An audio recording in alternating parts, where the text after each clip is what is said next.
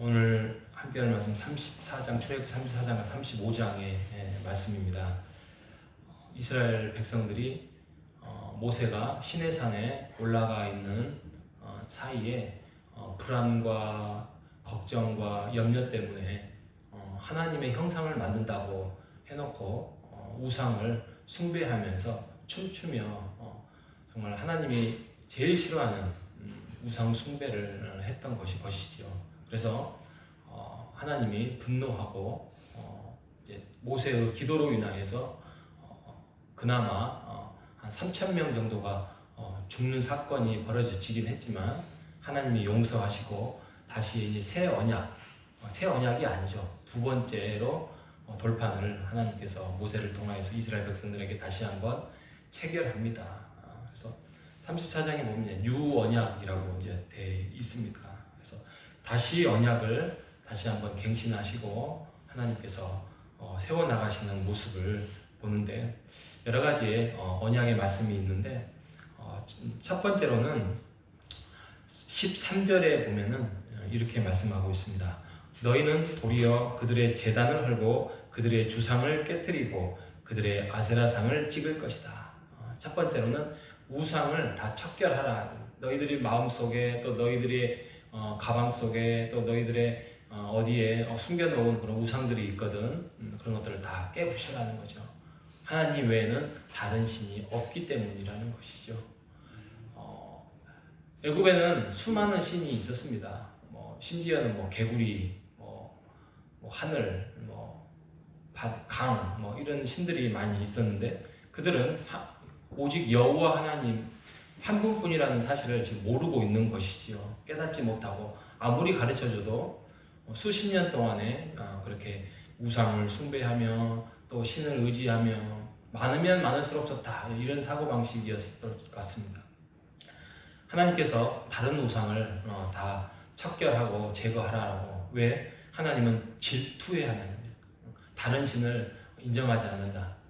다른 신 자체가 없지만 너희들이 모시려고 하는 그 신을 하나님 나와 함께 동등성상에 두지 마라. 그들은 신이 아니다 라고 질투의 하나님에 대해서 말씀하고 있죠.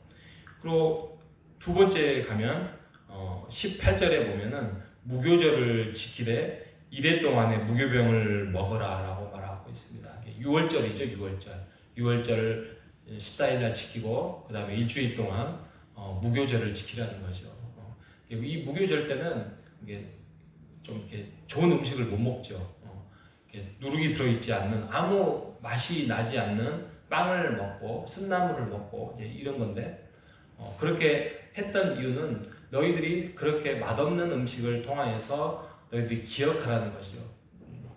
뭘 기억해요? 너희들이 애굽에서 종살이로 있었는데 이제는 이스라엘 백성인 내게로 나왔다. 그게 하나님이다. 하나님을 기억하라는 것이지요. 그래서 무교절을 통하여서 하나님이 너희들을 해방하였고 너희들을 구원하였다라는 것들을 1년에 한 번씩 그 6월절과 무교절을 지키면서 너희들이 하나님을 기억하라. 너희들의 해방자, 너희들의 구원자, 너희들의 창조자는 하나님이다 라는 것들을 말씀하고 있는 것이지요.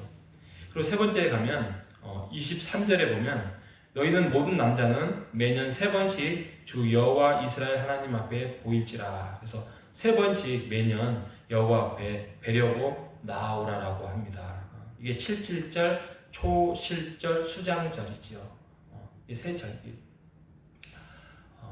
이게 오늘날 뭐가 같냐면 우리가 어떻게 보면 주일이 가장 거룩하고 의미 있는 날이죠. 그래서 주의 날 우리가 성도의 공동체와 함께 말씀도 또 떡을 떼고 음식을 나누고 또 예배 공동체로 모여서 하는 것이지만 우리가 가끔 부활절, 성탄절, 또 추수감사절이 있지 않습니까? 그렇게 했던 이유가 뭡니까? 우리가 365일 부활하신 예수님을 우리가 기억을 하고 구원해 주신 하나님의 은혜를 우리가 기억해야 되는데 사람은 이 망각의 동물이지요. 그래서 부활절을 365일 기억을 해야 되는데 잊어버리고 살 때가 있죠. 그냥 인지는 하되 마음 깊은 곳에 그 부활하신 예수님 또 그 부활을 통해서 우리에게 구원을 주신 하나님의 은혜를 우리가 잊어버릴 때가 많습니다. 그래서 부활절이 다가오면 우리가 굳이 고난주간을 지키고 또 부활절을 했던 것은 바로 부활하신 예수님 이 땅에 오셔서 우리를 구원해 주시려고 이 땅에 오셔서 십자가에 달려 돌아가시는 이런 것들을 우리가 기억을 하라는 것이요. 그래서 부활에 대해서 기독교 역사에서 가장 소중하고 절기 중에 가장 소중한 부활절에 대해서 우리가 다시 한번 리마인드하고 하나님과의 관계를 사랑을 깨달으라고 우리가 부활절을 지키지 않겠습니까? 그리고 추수감사절도 그렇죠. 어떻게 보면 추석이죠. 추석 우리나라로 말하면 추석에서 한 해 동안 이제 마무리하기 전에 하나님께서 한 해를 마무리하기 전에 주셨던 그 은혜를 다시 한번 우리가 은혜와 감동으로 감사로 우리가 받는 추수감사 이런 것처럼 이스라엘 백성들도 하나님과의 관계에 너희들 잊지 말아라. 잊지 말아라. 그래서 1년에 3번씩은 77절, 초실절, 수장절 이렇게 와서 너희들의 하나님께 제사를 드리고 우리는 하나님의 백성입니다. 하나님이 우리에게 구원을 베풀어 주셨습니다. 하나님, 우리가 하나님의 언약을 지키며 하나님만을 섬기며 살겠습니다라고 다짐하며 살아가라 라는 차원에서 절기를 통해서 하나님께 나오라라고 말씀을 하고 있는 것입니다. 이처럼 하나님은 어떻게 보면은 뭔가의 뭐 절기라든지 또 뭔가의 어떤 제도라든지 이런 것들을 중시하게 생각하는 것 같지만 이 모든 것들이 그 형식보다는 내용에 있는 거죠. 그 내용이 뭐죠? 하나님과의 관계. 하나님과의 관계. 우리가 말씀을 봐야 되고 우리가 주일날 예배를 드리는 거고 우리가 돈을 벌었음에도 불구하고 하나님께 감사와 즐거움으로 하나님께 일부를 감사함으로 우리가 드리는 것들은 그 모든 것들이 하나님과의 관계에 있는 거죠. 그래서 신앙은 관계예요. 신앙은 관계. 하나님과의 관계, 그 관계가 돈독하게 서 있으면 이웃과의 관계. 그래서 하나님 사랑, 이웃 사랑. 이게 십계명의 가장 큰 그림 아니겠습니까? 그런 것처럼 신앙은 하나님과의 관계, 이웃과의 관계입니다. 그래서 우리가 저 사람은 신앙이 정말 훌륭하다라고 우리가 인정하는 사람이라면 하나님과의 관계와 우리가 이웃과의 사랑과의 관계를 잘 맺은 사람입니다. 그래서 우리가 오늘 말씀을 통하여서 우리에게도 이런 언약을 받은 백성 아니겠습니까?